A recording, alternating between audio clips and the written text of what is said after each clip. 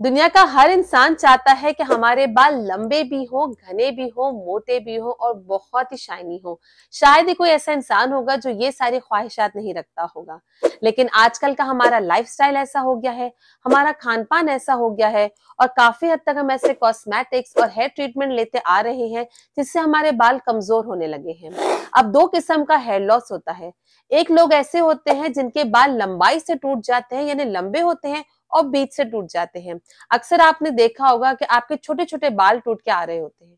और कुछ लोग ऐसे होते हैं जिनके बाल जड़ से टूट के आ रहे होते हैं, यानी उनका पूरा स्कैल्प तक दिखने लगता है। काफी लोग ऐसे होते हैं जिनकी मांग चौड़ी हो जाती है और उनके स्कैल्प पे पैचेस बनने लगे हैं। तो आज की जो रेमेडी मैं आप लोगों के लिए लेकर आई हूँ वो होगा हमारा एक DIY हेयर ग्रोथ सीरम, जो कि आपके स्कैल्प पे जाके काम करेगा। और अगर आपको गंजपन है, अगर आपका स्कैल्प दिखने लगा है, आपकी मांग चौड़ी हो गई है, तो वहां पे जाकर वो उसके बालों को रिवाइव करेगा और आपके हेयर फॉलिकल्स को एक्टिवेट करेगा, जिससे सारी प्रॉब्लम्स आपकी सॉल्व हो जाने वाली है। हमारी नेचर ने हमें कुछ ऐसे इंग्रेडिएंट दिए हैं जिसको अगर हम सही तरीके से यूज करें ना, तो हमारी हर प्रॉब्लम का सोल्यूशन निकल सकता है। बात होती है सही फॉर्मुलेशन की। तो आज का जो DIY हेयर ग्रोथ सीरम है वो मैं आपको बताऊंगी किस तरीके से उसको फॉर्मुलेट करना है घर पे ही मौजूद चीजों से, जिसके आपको डबल बेनिफिट मिलने वाले हैं। अब ये जो हेयर ग्रोथ सीरम है ये सिर्फ मैं हवा में नहीं बता रही, ये मेरे पेशेंट्स का ट्राइड एंड टेस्टेड है। डॉक्टर मदिया भाईनी के चैनल पे आप जो भी रेमेडी देखते हैं ना, वो बहुत ही हद तक ट्राइड एंड टेस्टेड होती है और एक पे नहीं बल्कि कई लोगों पे ट्राइड एंड टेस्टेड होती है और उनको उससे बेनिफिट रिजल्ट्स भी मिले हुए होते हैं। तो यानी अब आपको हजारों रुपए खर्च करने की जरूरत नहीं है, आपको मुफ्त में ही घर बैठे बैठे इन वीडियोस के वसीले से सारी रेमेडीज मिल जाती है। लेकिन फिर भी अगर आप चाहते हैं कि पर्सनली अपना स्कैल्प और हेयर दिखाकर मुझसे असेसमेंट ले लीजिए, तो आप मेंबरशिप ज्वाइन कर सकते हैं, जिसका लिंक आपको डिस्क्रिप्शन में मिल जाएगा। अगर आप एडवांस मेंबरशिप ज्वाइन करते हैं तो उससे आप मुझसे डायरेक्ट कांटेक्ट कर सकते हैं, जिससे आपको डायरेक्ट पर्सनलाइज कंसल्टेशन मिलती है और आपको पर्सनलाइज रेमेडीज भी मिलती है। तो आज हम चल के देखते हैं किस तरीके से DIY हेयर ग्रोथ सीरम बनाना है। इसी तरीके से बनाइएगा और जिस तरीके से बताऊंगी उसी तरीके से अप्लाई कीजिएगा, तो आपको सिर्फ 3 महीने में ही इसके असर दिखने लगेंगे। तो without wasting any time, let's dive into the remedy. इस रेमेडी के लिए सबसे पहले एक अदद पैन आपको चाहिए होगा। पैन अगर छोटा भी होता है तो भी कोई प्रॉब्लम नहीं है। इसमें ऐड करेंगे 1 कप के करीब पानी। यहाँ पे जो ग्लास था वो बहुत बड़ा था, मैंने इसको पूरा नहीं भरा था। इतना भरने के बाद भी मैंने एंड में थोड़ा सा बचा लिया था। आपको भी इतना ही कम पानी डालना है, क्योंकि ये बहुत पोटेंट सा हेयर ग्रोथ सीरम बन के रेडी होने वाला है। ये पानी पीने वाला होगा। अगर आपके पास हार्ड वाटर आता है तो आप इसकी जगह पर रोज वाटर का भी इस्तेमाल कर सकते हैं। अब इस पानी को पैन में आप चूल्हे पर रख देंगे और इसे अच्छे से उबाल आने देंगे। सिर्फ पानी ही आप अच्छे से उबालेंगे, खौलता हुआ कर देंगे।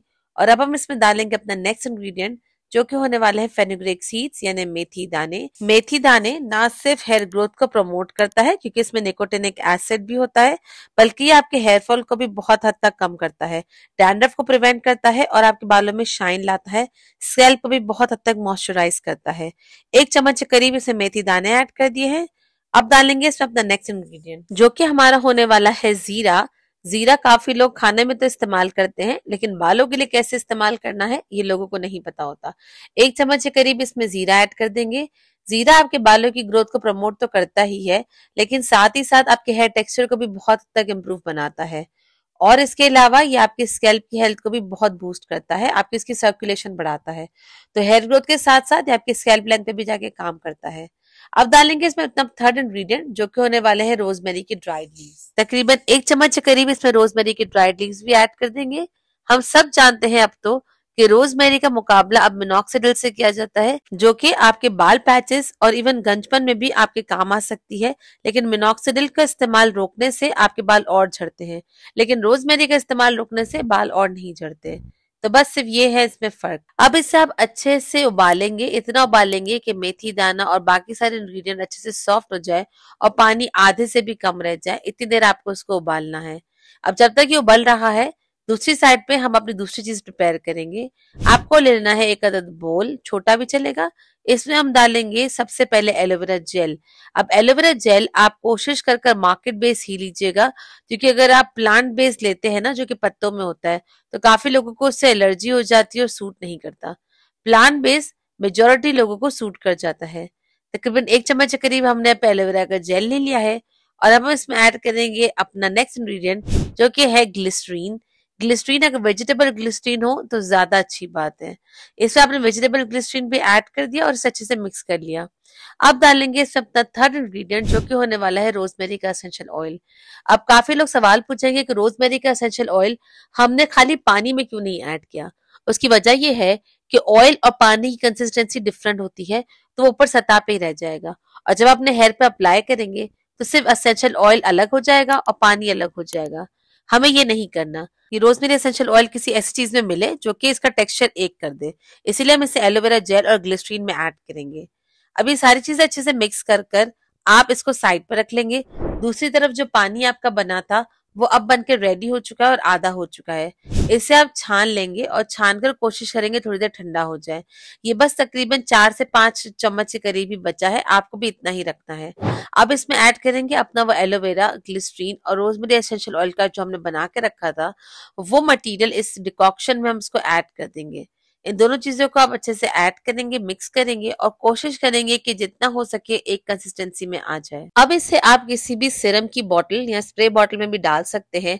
ये गाढ़ा सिरम नहीं है, ये इतना ही सिरम है कि आपके बालों में जाकर अच्छे से स्कैल्प पे एब्सॉर्ब हो जाएगा। आप चाहें तो ये टोनर ज्यादा भी बना सकते हैं। जो हमने पहले पानी बनाया था और उसको पानी बनाकर अलग कर एज अ टोनर भी इस्तेमाल कर सकते हैं और सिरम के लिए आप इसमें से थोड़ा सा अलग से निकाल कर भी यूज कर सकते हैं। तो ये हेयर ग्रोथ सिरम आप लगाएंगे डेली, आपको डेली लगाना है।